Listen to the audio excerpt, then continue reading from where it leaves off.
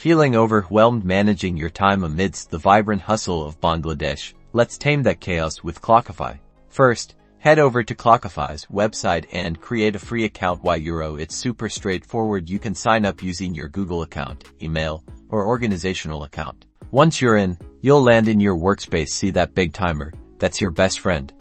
Start tracking time instantly by typing a description of what you're working on, like crafting marketing strategy for each campaign.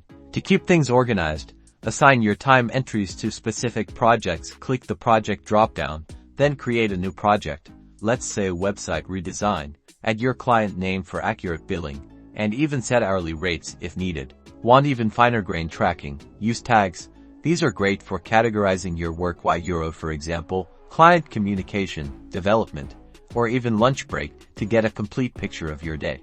Now, for the magic reporting. Clockify automatically generates detailed reports of your track time. You can filter by project, team member, or date range to see exactly where your time goes. Download the Clockify mobile app for iOS or Android and track time on the go, whether you are stuck in traffic in Dhaka or visiting clients outside of the city. Integrate Clockify with other tools you already use, like Trello or Asana, to streamline your workflow and avoid manual data entry.